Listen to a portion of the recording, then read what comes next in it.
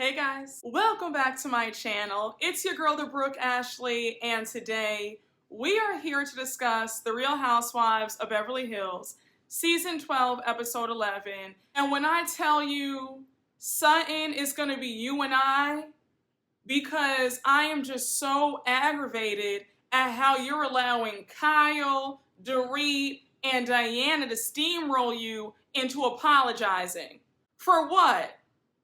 But let me not jump ahead. Let's just jump right on into this recap because we don't have a minute to spare. So we start this episode off with Kyle at home, and it is the day of her charity luncheon.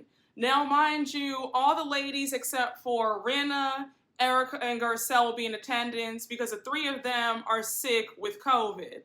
But in any event, the first guest to arrive to Kyle's is Jamie Lee Curtis. And so Kyle tells us yet again that she and Jamie Lee Curtis first met in 1978 because they were both in the first Halloween movie. Now, when I tell you that Jamie Lee Curtis stole this entire scene for me, first of all, I love her. She seems so nice, very down to earth. It's apparent in the way she was treating all the women when they all arrived. I love the sense of humor, just that suit. Like, that woman can rock a good pantsuit. Like her and Diane Keaton.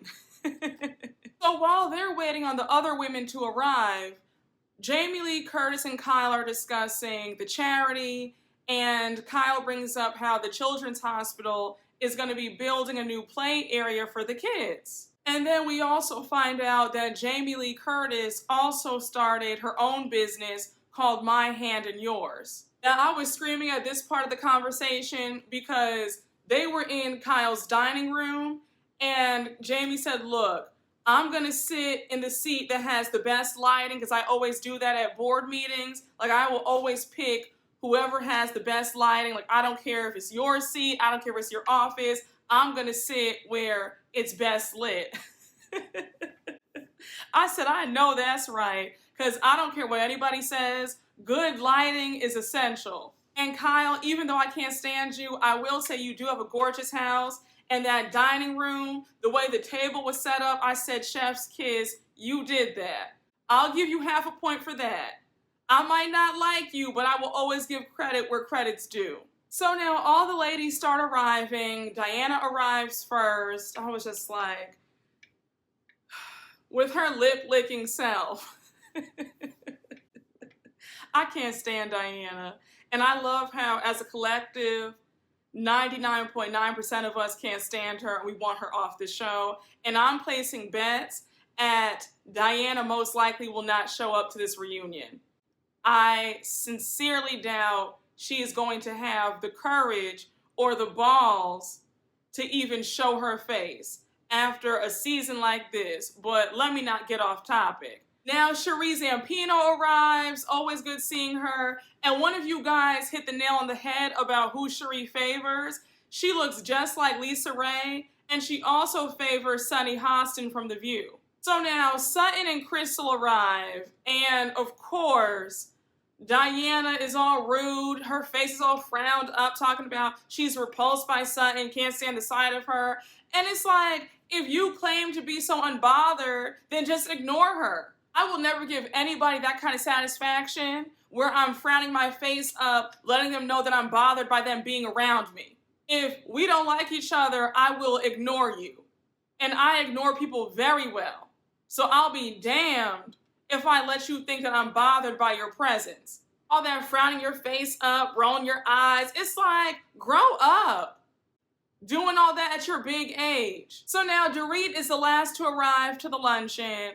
And the minute she locked eyes with Jamie Lee Curtis, she was freaking out. She was like, oh my gosh, Jamie Lee Curtis is here. Oh my gosh, I can't believe it. She's a legend. She's an icon. She is the moment, in the words of Wendy Williams. I was like, girl, are you going to get an autograph book out and ask her to sign it? So now they all go into the dining room, and as they're trying to find their seats, Sutton sees that Kyle placed her and Diana right next to each other. So Sutton says, Kyle, you see who you put me next to? Girl, let's not do it. So now Kyle is like, okay, fine. she switches their seats and she has Cherie sit next to Sutton and Diana is sitting at the end of the table next to her. I was here for it. Sutton was not having it. She was like, look, don't sit me next to her. I'm not going to do this. Because I would have done the same thing. But I'm also very petty. So had Kyle not changed the seats, I would have sat there and I would have made sure that Diana had gotten up and wanted to move somewhere else. Anytime Diana would have to ask me to pass the bread, pass the butter, pass the salt and pepper, I would be sitting there like this. Like, girl, I know she's not talking to me. Listen, I'm never going to sit up here and act like I'm some rough and tough girl, because I'm not. But I do know how to argue with you, and I'm not somebody you ever want to try. And I told you guys on several occasions that I will hold a grudge. So Diana would not want to sit next to me. Now, this entire scene was nothing but jokes, okay? Cherie's eyelash is falling off, and on top of that, the glue has her eye like stuck shut. And that is the absolute worst. Some days putting on eyelashes is such a chore. Like, really, I just need you to work with me today. So now Jamie Lee Curtis is cracking up at all this going down, and she decides that she wants to help Cherie out. So she gets up at her seat, walks over, and she takes the eyelash and she tries to put it back on Cherie. So Sutton was still trying to help, and you have Kyle saying, Sutton, get off her, don't touch her. And I was thinking, Kyle, you need to calm the F down. Who are you talking to? I cannot stand the way Kyle interacts with Sutton. Sutton, I need you to wake up real fast. Kyle's not your friend. And if I have to keep telling you this, recap after recap, then so be it. But she's not your friend. I just feel like Kyle is one of those people where she gets in a really weird mood when the spotlight and the moment isn't on her.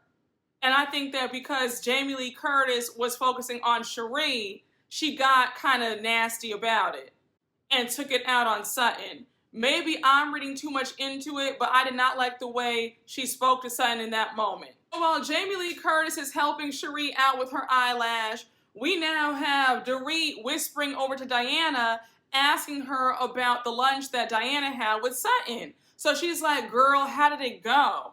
Diana says, it was horrible. I'm repulsed by Sutton. When I went home, I had to scrub myself clean. Like, I was just so disgusted by her. I can't be around her.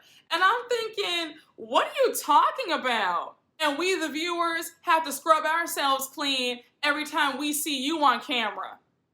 All that licking your lips all the time is weird. And it's very creepy. I'm like, girl, what's going on? Is it gonna kill you to buy some Bliss Tax? Or some chapstick? Or some Vaseline? Like, girl, what's going on with you? You look crazy. You licked your lips about 48 times in this one scene. So as the lunch goes on, Jamie Lee Curtis starts discussing her business, which we all know is called My Hand and Yours, and she's showing the different products. So as she's showing like the coffee mugs, and she had a dog leash and all this other stuff, Dorit's in the background just oohing and eyeing like it's the best thing since sliced bread. She's like, oh my gosh, I love that. So chic. Oh my gosh, I just die for that. And it's like, you're doing all this over a dog leash and a collar? Like, what, girl? I said between Dorit's ass kissing and Diana licking her lips 58 times, I was like, oh my gosh. Now, Jamie Lee Curtis finishes up her presentation, and now Kyle interjects and lets the whole table know that she has decided to donate $25,000 towards the children's hospital. Now, this is not me being cynical. This is not me being shady or just trying to pick on Kyle. But I found that to be very self-serving. I feel like true philanthropy is you give and you don't discuss what you gave. That's just how I was taught. It just always feels like whatever Kyle's doing, even when she is trying to do a good deed, that she wants the praise, she wants the accolades, she wants the validation, and she wants to show off. And I know that she said that Diana was going to match her donation, But all she could have said was, I'm donating and Diana's going to match whatever I donate. And I hope that you guys all donate as well. It's a great cause. That's what I would have said. You know what it is with Kyle? It just seems like she's always trying to prove that she's this great person and this great friend. And that's what that felt like. And let me know what you guys thought down below. Were you kind of put off by Kyle announcing how much she was donating, or am I reading too deeply into it? Are you on the fence, kind of neutral about it? Let me know. So here's where I start getting a bit irritated. Jamie Lee Curtis leaves the luncheon, and now we have Sutton, Dorit, and Cherie in the living room. So Cherie starts grilling Sutton, and she's like, now girl, what are we going to do with you? Because I heard that you and Miss Diana keep getting into it.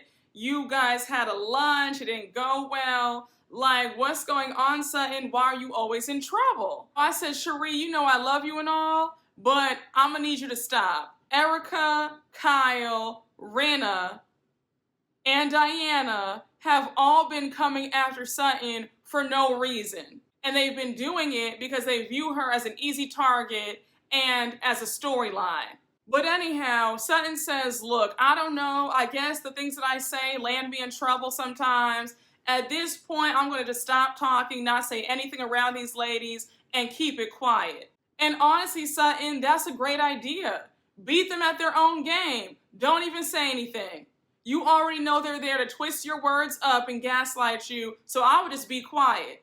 I wouldn't even give them a moment, because I know they only want a moment to have a storyline. So now Cherie and Dorit bring up how bitchy Sutton was, and then Sutton says, but she was bitchy to me when I was telling her about my miscarriages. Like, where's the empathy there? So of course Dorit's purposely being obtuse, and she says, but no, Sutton, it's the way you said it. Had you approached Diana about your miscarriages in another way, she would have received it totally different. Dorit, you know firsthand that Diana can't stand Sutton, so whatever Sutton says to her is always going to be a problem in her eyes. So even if Sutton had approached her in a warmer, gentler manner, it still wouldn't have mattered. Diana would have still lied and said that Sutton attacked her. So miss me with all this, well, had you approached her in a sweeter way, she would have understood and received you better. Like, no, she would not have. I would have flat out told Dorit, shut up, it's none of your business. Stop asking me, stop inserting yourself. You weren't there. I don't need to discuss this with you. And then Dorit saying that Sutton is self-centered and makes everything about her. And it's like, okay, Dorit, let's not do that. If we're going to talk about self-centeredness on this cast, nobody is beating Kyle Richards. Kyle is the most self-centered cast member. And I said, Dorit, miss me with all this self-righteousness about, well, it's a shame that Sutton can't own up to her mistakes and her behavior. Like, that's a problem. Honey, you can't own up to your flaws either. When Garcelle was saying that you talk too damn much and don't know how to get to the point, you're sitting up there upset calling her a bully. So please. So while the three of them are talking about that, we flip to Kyle, Diana, and Crystal talking in the next room, and Kyle brings up Crystal's Instagram post where she addressed her eating disorder.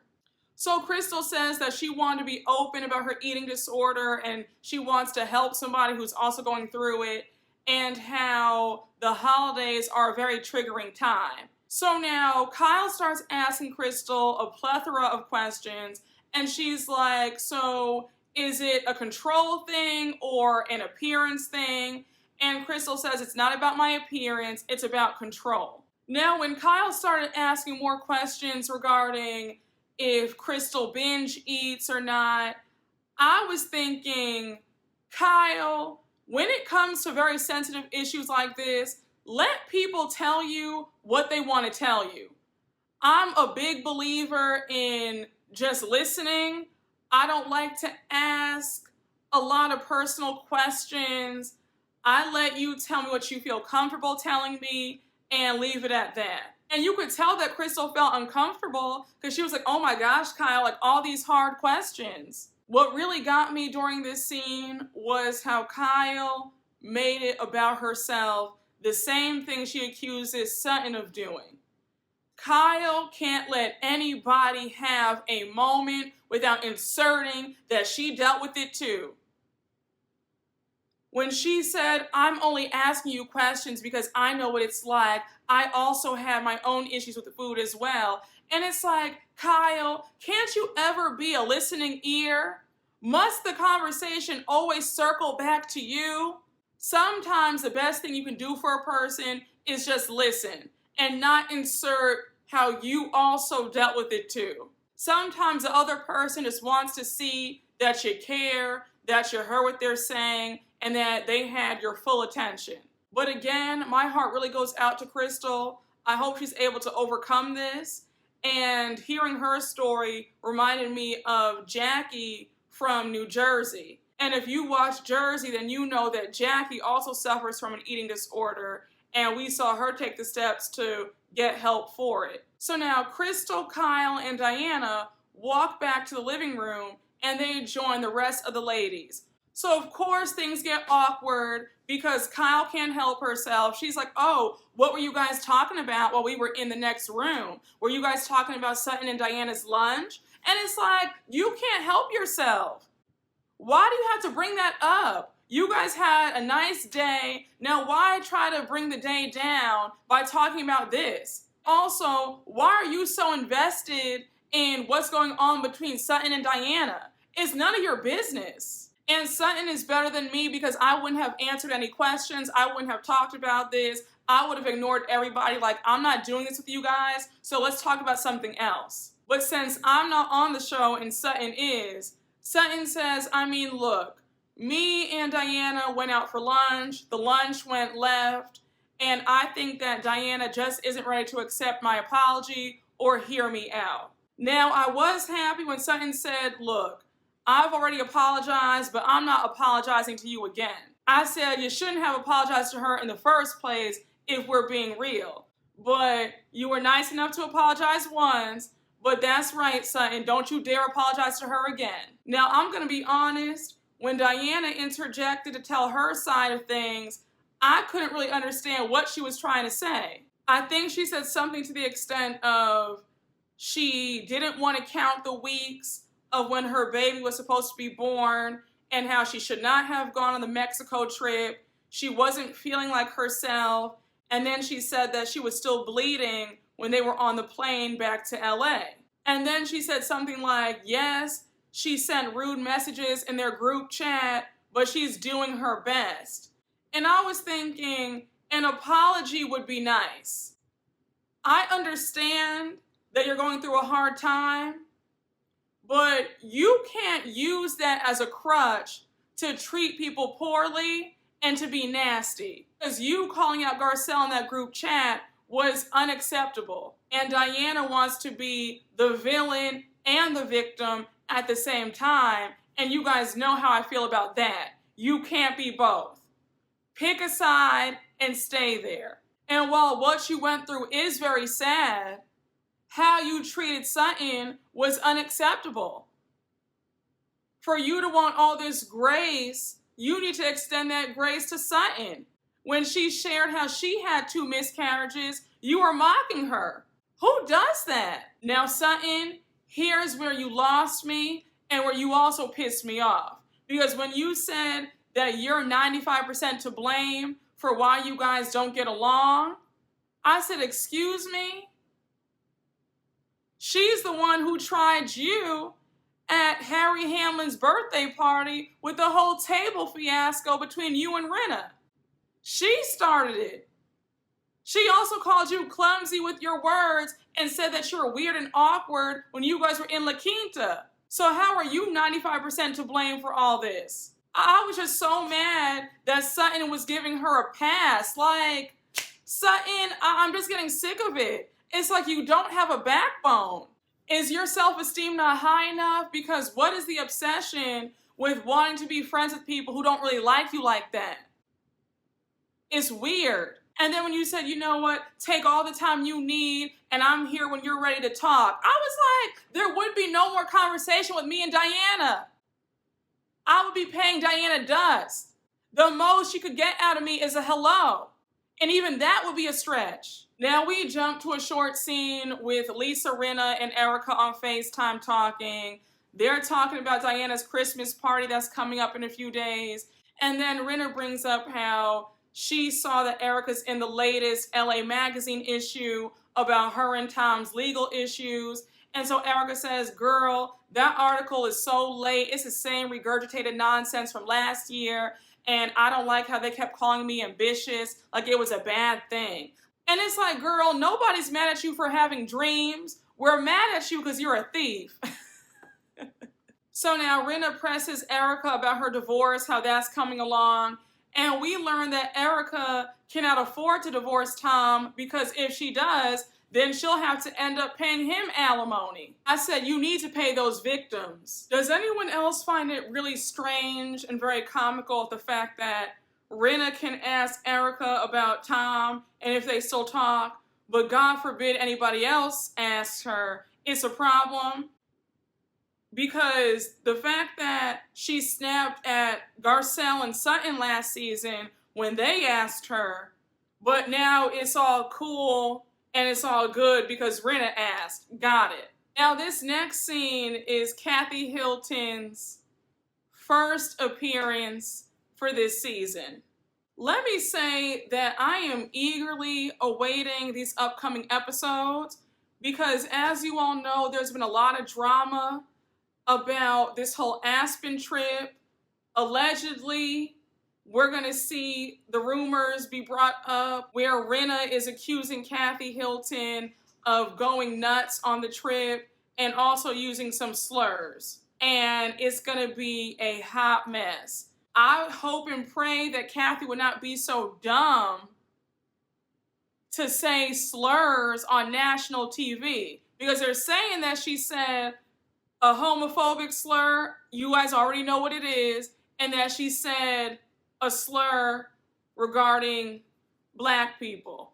I'm not going to say it, you guys already know. Again, the mid-season trailer dropped, and we see them all talking about it. We see Rinna being the ringleader, and it seems like she really is trying to take Kathy Hilton down. But we shall see. Kathy Hilton is signed on for this last half of the season, and we are in for a very wild ride. I'm telling you guys right now, something tells me that after this season wraps, several of these women are going to be terminated, resigning, because all the drama that's really about to hit the fan, I just don't see a lot of these women coming back. So now Kyle and Kathy go out on the patio to eat, and Kathy is complaining about how it is just so hard to get in touch with Kyle. So Kyle's like, really? Because I'm always trying to call you and your phone doesn't even ring. So in true Kathy fashion, she's playing dumb and doing that whole ditzy routine. And she's like, oh my gosh, what? Like, you know I can't find my phone. I think I lost it. And it's like, Kathy, it sounds like you blocked your sister. Because when Kyle tried calling you and she said, look, it doesn't even ring when I call. I said, yeah, I think you're blocked, girl. We already know that Kathy and Kyle have a very tumultuous relationship. 1 minute they're speaking, the next minute they're not speaking. So I wouldn't be surprised if Kathy blocked Kyle. Kyle low-key worships the ground that her sister walks on. So I couldn't see Kyle being hard to get a hold of if Kathy starts calling her. May I just say, I'm really not amused by Kathy playing the role of the dumb blonde at her big age. Miss Mamas, you are what, 65, 66? This whole routine is not cute. It's not that funny. Like, I'm tired of it. You acting like, you don't know what's going on half the time. And I thought it was interesting that she finally said her housekeeper's name because we learned that her name is Paula. And I said, yeah, because the fans ate you up calling her the lady because that's kind of rude. But I said, I'm glad to know that Paula has a name. So while they're talking, these baked potatoes come out and Kyle's like, okay, is this the appetizer or is this the main course? And Kathy won't answer her. I was like, girl, Don't invite me over your house to just serve me a potato. I need some more. I need a steak to go along with my potatoes. I love a good mashed potato. I love a good baked potato. But I do need a meat or a poultry to go with it. But not gonna lie to you, my mouth was watering when they put the sour cream on that potato. I was like, oh my gosh. There is nothing like some sour cream on a hot baked potato. What? Put some salt, put some pepper, some chives on there. Stop playing with me. And then Kathy decides that she really wants to spice up her baked potato, so she adds some caviar on top of it.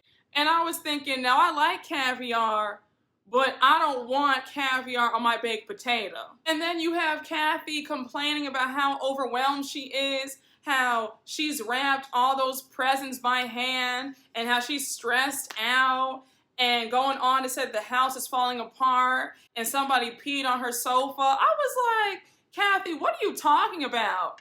If somebody peed on your sofa, you have more than enough money to throw that sofa out and buy a new one. I would have thrown that sofa out if somebody peed on it. So now we get to the last scene of the episode, and it is the night of Diana's over-the-top and lavish Christmas party. Now, was it just me, or was I not blown away by this party? I felt like everybody has an open bar and hors d'oeuvres passed when they have an event. There was nothing that blew me out of the water.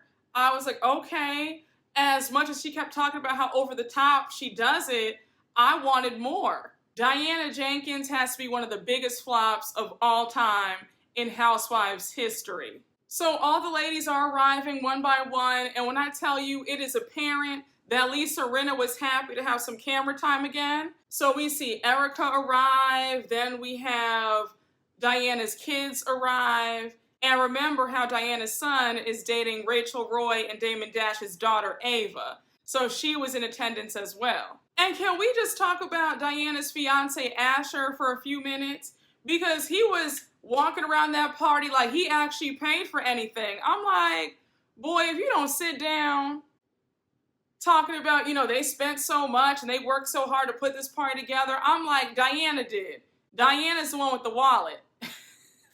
Diana, just make sure that if you get married to this man, please have a very strong prenup, because if not, he'll be taking you to the cleaners. So we see Cherie Zampino arrive, then Kyle arrives, and she informs the group that Sutton got COVID, so she won't be in attendance. I said, I know that's right, Sutton. The same way Diana couldn't attend your lunch because she was sick, you can't attend her Christmas party.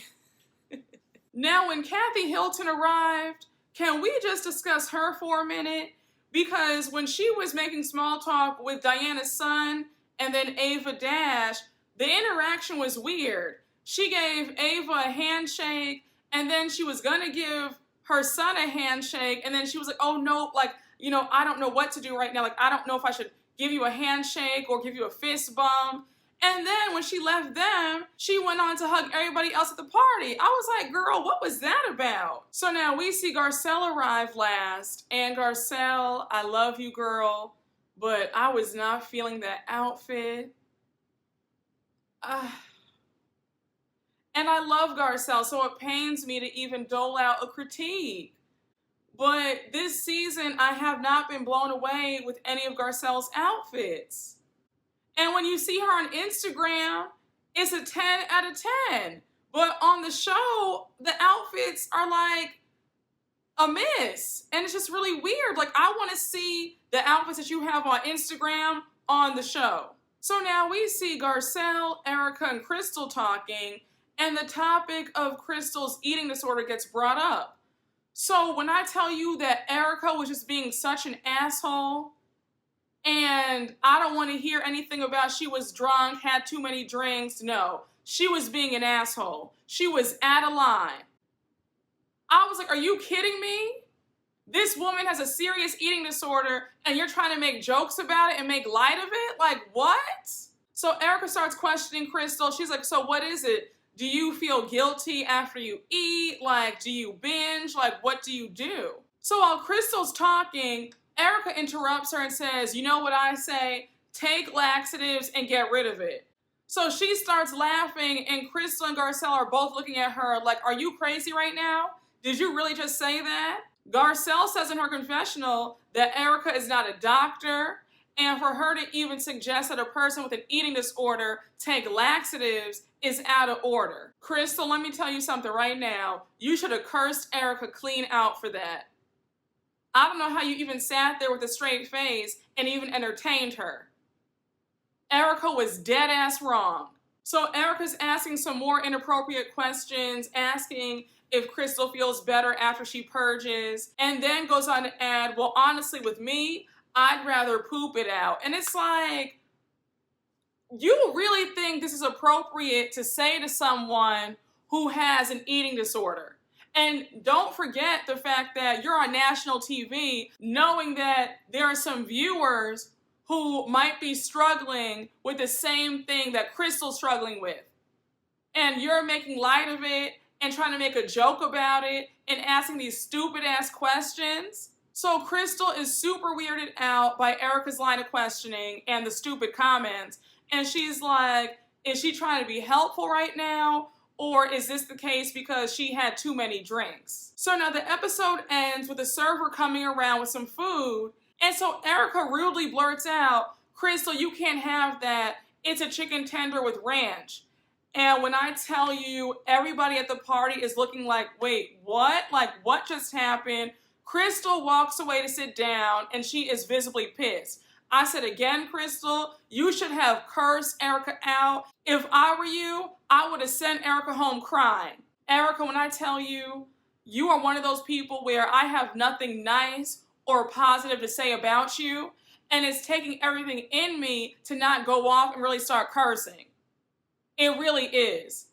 And I really do my best to not ever call any of these ladies out their names, no matter how much I don't like them. But when I tell you I have some choice words for you, and Crystal should have wore you out. You are out of line. I'm just so sick and tired of this cast. I really am. And I need for there to be a major shakeup come season 13. I do not want to see half of this cast on. I really don't. But guys, that was the episode.